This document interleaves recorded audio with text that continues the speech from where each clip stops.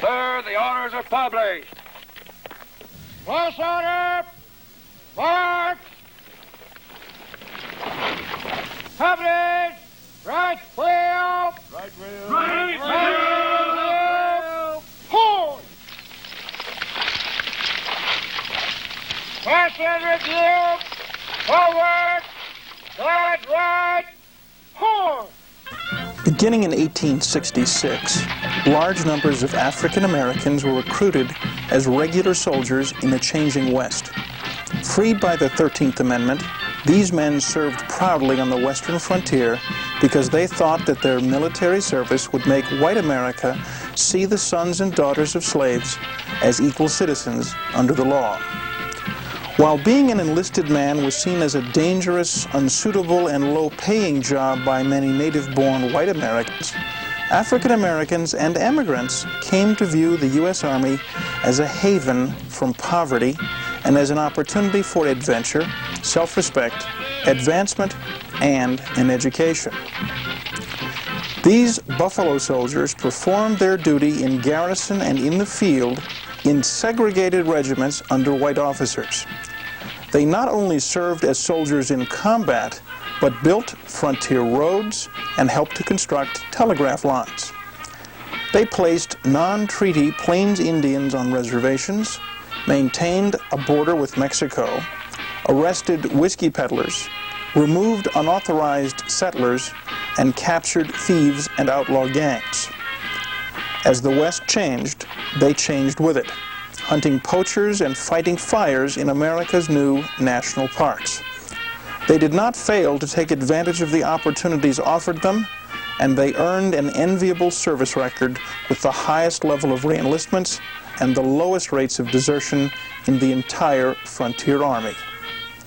Because they were different, they had a frontier experience different from other soldiers. Because they were black, they were called many names. The name that they could have been the proudest of was Buffalo Soldiers.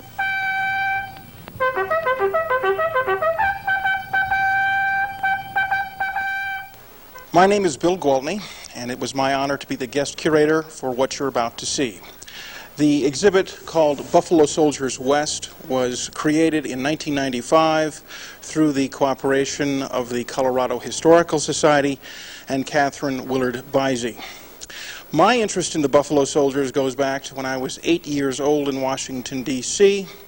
Finding an interest in Western history, I was surprised to find that I was in fact descended from two Buffalo Soldiers who served in the Frontier West.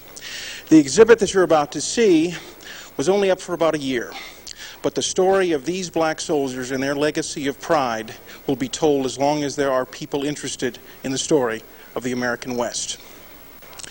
The image we felt of the mounted black soldier would be an important beginning to the exhibit. So many of the icons of the West include a mounted figure. The soldier was depicted wearing the correct uniform and equipment for a soldier from the early 1870s, and he wears Civil War surplus equipments, with the one exception of the converted Sharps carbine made to fire metallic cartridges. Behind me is another icon of the Buffalo Soldiers West exhibit, the crossed cavalry guidon and Indian lance, reminding the visitor that this was in fact a story of combat and war. Let us take now a look at the exhibit. In 1866, following the end of the American Civil War, the United States Army created first 6 regiments to be made up of black soldiers.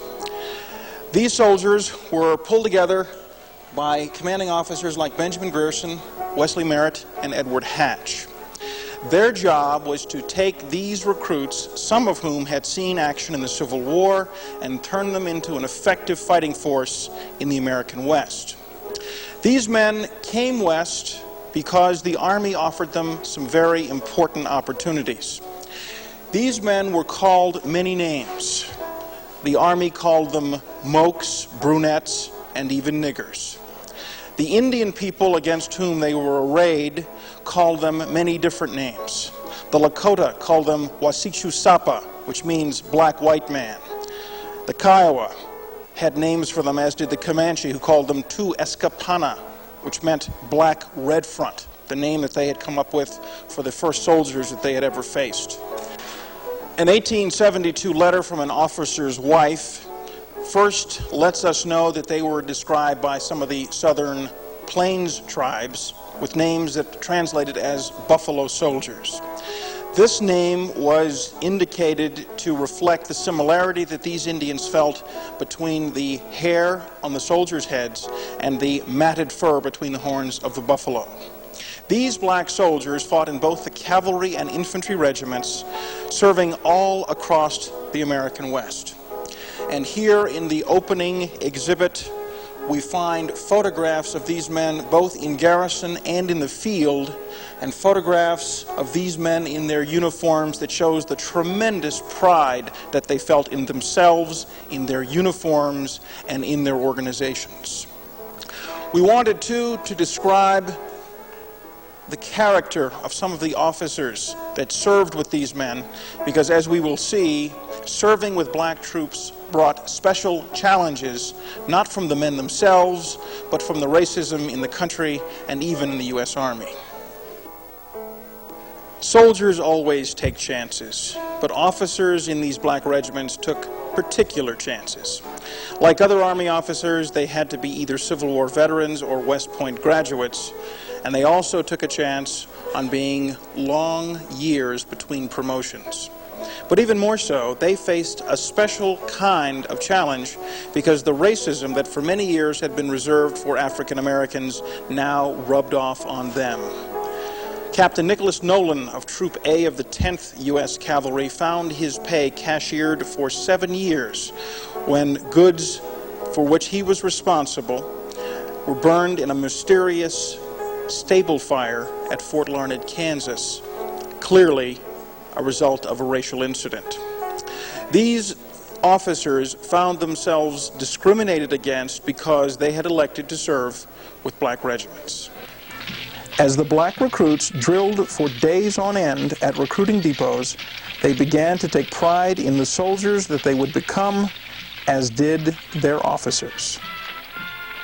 Frontier artist Frederick Remington suggested that soldiers, like other men, find more hard work than glory in their calling. The next exhibit panel attempts to describe how these soldiers had many different chores in the Frontier Army. One of the chores that these black soldiers found when they arrived at frontier posts in the West was sometimes to rebuild, or even to build for the first time, the barracks, the administration buildings, and even the officers' quarters that would be part and parcel of a frontier post.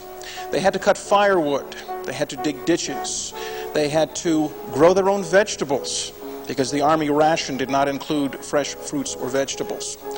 They had lots and lots of other chores as well, and often one of the most demanding and difficult was in baking and cooking, which was not only a difficult and dirty job in many cases, but it also was one that was often unappreciated by their companion soldiers.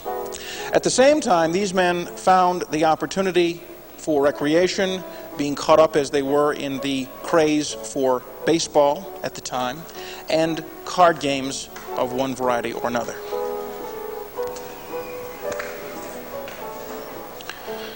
Whether the black soldiers in the Buffalo Soldier regiments came from the North or the South, whether they'd been born slave or free, or whether they served in the cavalry or the infantry, they had one thing in common. Because of the laws in both the North for free blacks and in the South for slaves, most of them had not been allowed to own or keep firearms. That meant that most of them didn't know much about shooting. Even before the end of the Civil War, the Army began to experiment with new firearms technologies that utilized fixed metallic cartridges to replace single-shot muzzle loaders. The experiment was a success, and beginning in 1873, a new issue standard firearm began to see use. Infantry soldiers used a Springfield breech-loading rifle that fired a .45-70 caliber cartridge. The cavalry fired a shorter carbine version of the same gun, but with a cartridge in the same size loaded with slightly less gunpowder. After 1876, the United States Army became very interested in military marksmanship, and by 1879, the Army had launched a major training program to help their soldiers become the best military marksmen in the world. The black troops became caught up in this craze, and as a result, they often qualified highly and were able to wear the special marksman collar insignia and sharpshooter medals provided by the Army to recognize excellent shots. But in addition to this, they found that they were able to travel to matches at the division and Army level in order to compete for prizes.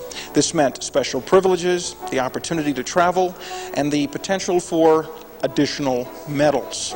Sergeant Horace Bivens of I Troop of the 10th U.S. Cavalry wrote, "My first target practice with the rifle was at San Carlos. It was the first time that I had ever shot a rifle.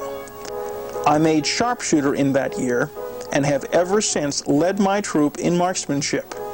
I represented my troop, winning 8 medals and badges at the department competition."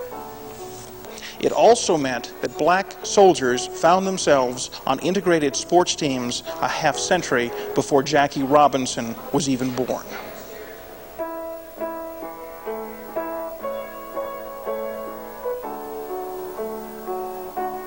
For black soldiers, the Frontier Army was important for a number of reasons.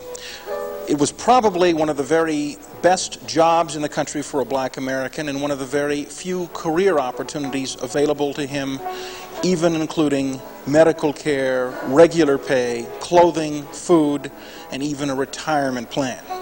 But one of the things that these soldiers found perhaps to be as important as all of the other elements combined was the chance to get an education.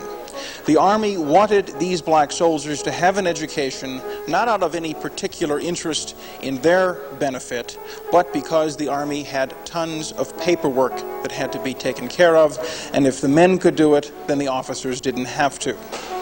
This part of the exhibit talks to that element of Army life and talks about how these men saw themselves as being representatives of African Americans for the entire nation.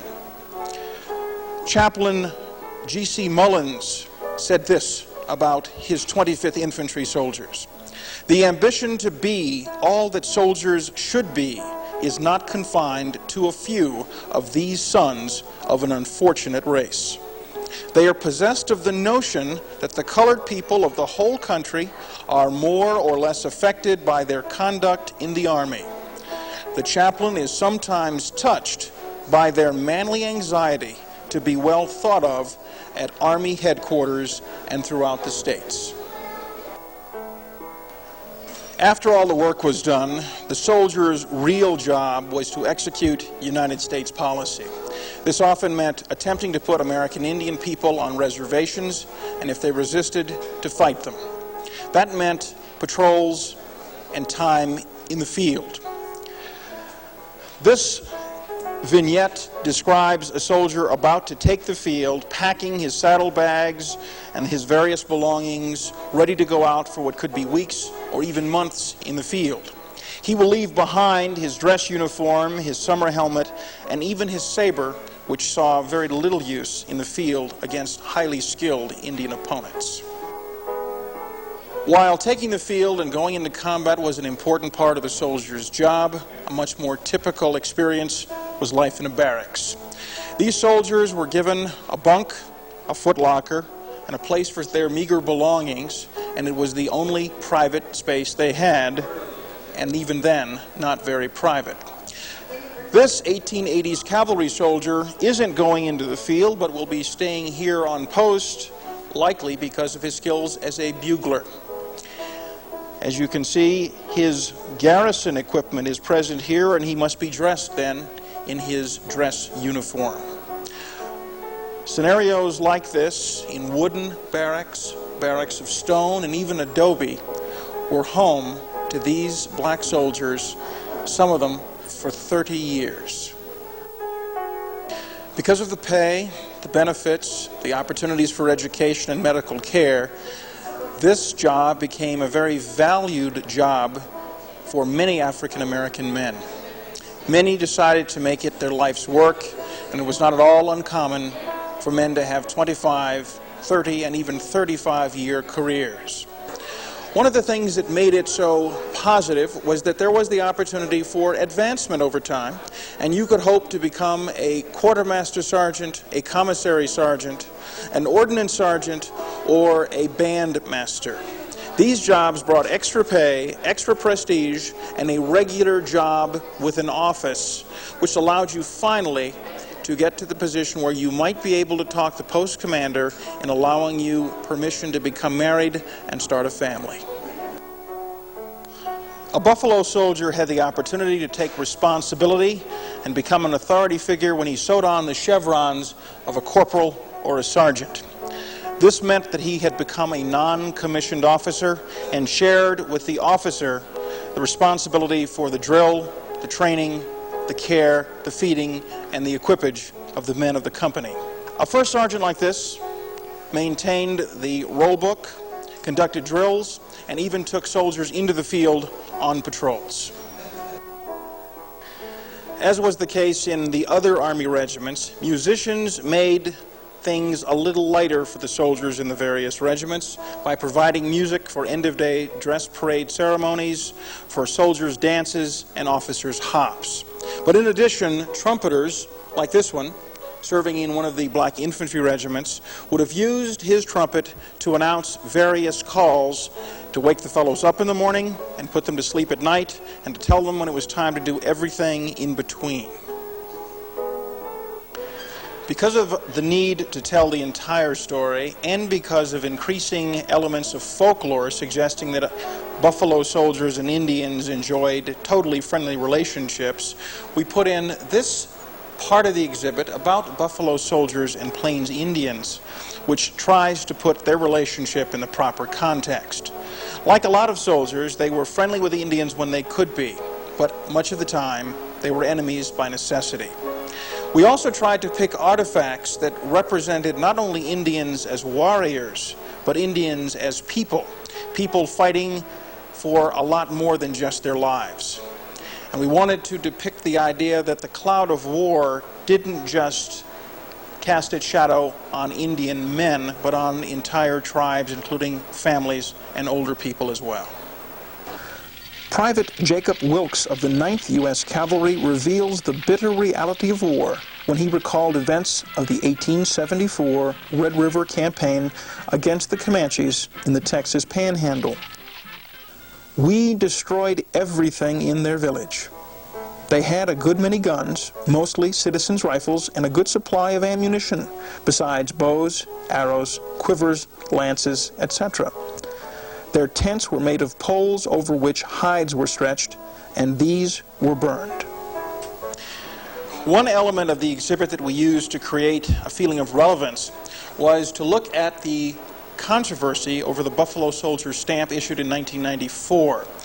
There were some American Indian activists who felt that the stamp was uncalled for and was in fact insulting. We depicted a bit about the controversy here and then allowed visitors to make their own comments about the controversy as they understood it. Some of the comments to come from the book have been some of the most interesting elements of the entire exhibit, and we're going to be using them in the future as we look back on what this exhibit meant. Because the focus of the exhibit was, of course, for the Colorado Historical Society, we wanted to be sure that we talked about Buffalo soldiers in Colorado. We talked about their battles at Beecher's Island and Beaver Creek, and also at Mill Creek in 1879. It was during the action at Mill Creek that Sergeant Henry Johnson from Company D performed actions for which he was later granted the Medal of Honor. We wanted to show that they served all across the West, from the Mexican border to the Canadian border, but we made a special attempt to point out those places where they served and where they fought in Colorado. Colorado was the scene of some of the earliest action involving the Black Frontier Regulars. Troop I of the 10th Cavalry fought a force of 100 Cheyenne near Big Sandy Creek in September of 1868. The men dismounted and fought against the much larger Cheyenne force. Later that same year, a party of white soldiers and civilian scouts under Major George A. Forsyth were surrounded and besieged by a large force of Cheyenne warriors. They took refuge on a small island in eastern Colorado. When word got out that the men needed help, troops H and I of the 10th Cavalry were part of the force that rode to relieve the troops at the place known ever since as Beecher's Island. Making a forced march from Cheyenne Wells, Colorado, Buffalo soldiers of Captain Lewis Carpenter's Troop H drove off the party of warriors and gave vital assistance to the sick, injured, and starving survivors. Private Reuben Waller of Troop H fought in the engagement and lived many years to the age of 105. Even after 70 years, he remembered the rescue vividly. He described the great sensation the rescue caused and how the survivors greeted the black soldiers.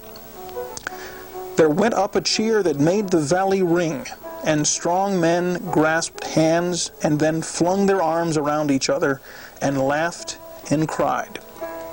Between 1875 and 1879, black soldiers from the 9th Cavalry were stationed at Fort Garland in southwestern Colorado.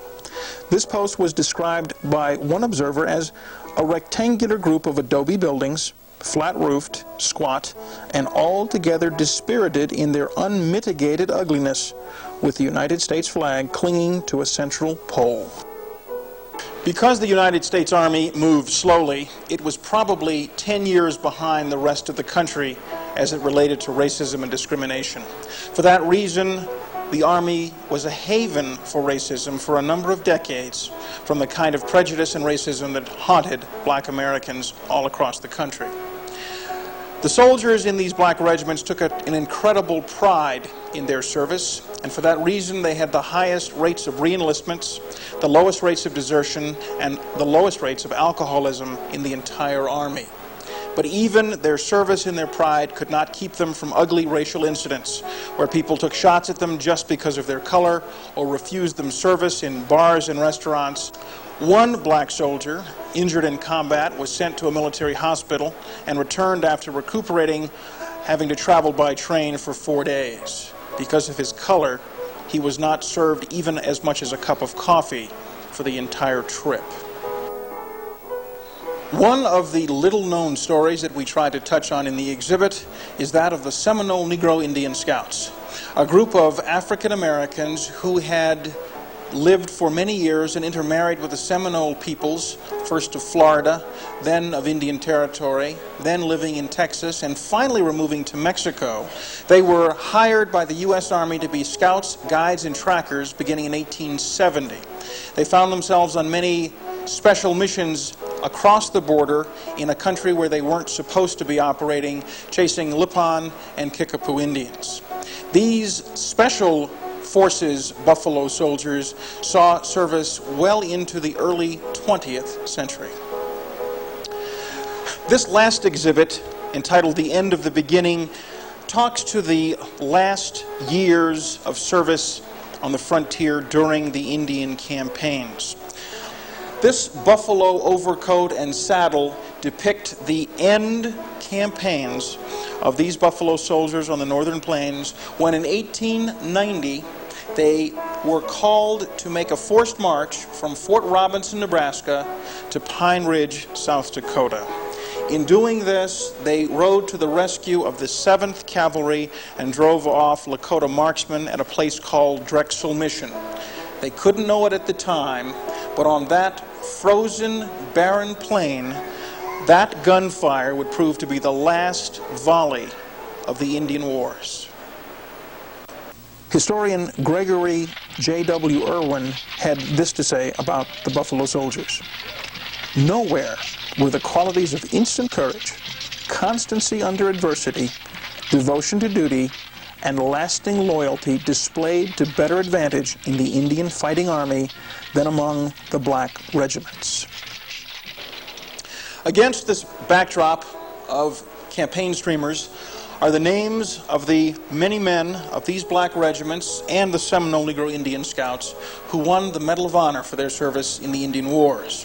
But more importantly, they left a legacy that you can see in photographs of veterans organizations and veterans medals.